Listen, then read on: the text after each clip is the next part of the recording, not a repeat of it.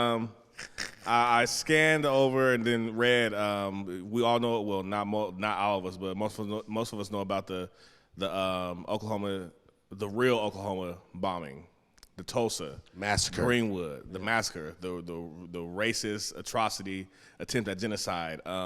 There are a few survivors who are still alive from that long while ago. They're in their hundreds as far as age go, but they've been fighting to get reparations, really, for what happened. And I want to say yesterday or the day before, a judge, allowed, because at first it was being blocked. They're still trying to get buildings back, cities back.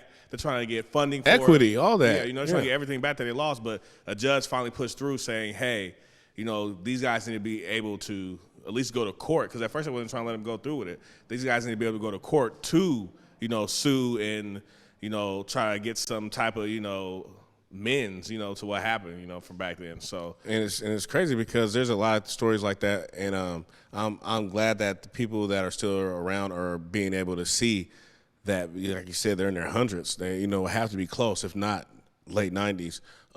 Even with the Manhattan Beach family, who was just rewarded all their land back and money through equity from the late 1800s, early 1900s, after their family owned a beachfront property not too far to LA, if not in LA, and it was taken from them. So this story, it really warms my heart, but I hope it goes further because there's so much to be given back to that community, which was one of the most thriving black communities in the history of America. They had airports, schools, high schools, school banks. districts. They were banks. Yeah. They're their own entity. Yeah. Todd, I think it is to have a city, you need a hospital, a bank, a grocery store, and a school district, and maybe something else, but those are the basic needs to form a community. Yeah. And they had all that. They didn't need anybody, you know. So, no, I'm glad to hear that, but the U.S. needs to pay reparations, but for sure, places where the genocides happened, Lake Lanier, where the black people were chased out. The village in Oregon, the village in Oregon, that was so many places have been washed out, by, white America, and there's been no retribution to that. But,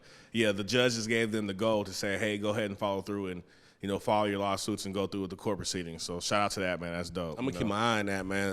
That's my first time hearing about that. I'm into them type of things, and we keep my eye on that. So we're gonna talk about that later on because I think some of these things, they kind of just go under the radar. Really, no one really wants quiet. to talk about it. They don't want to talk about history or the truth. Everything's not about race. Yeah, you guys still talking about race? Forget it, man. Forget race, man. You're race my doesn't brother. matter. I don't see colors. My best friend's black. Man, get the out of here, man. Best friend is, he's not all skin folk ain't kinfolk. I don't see colors, man. No, I'm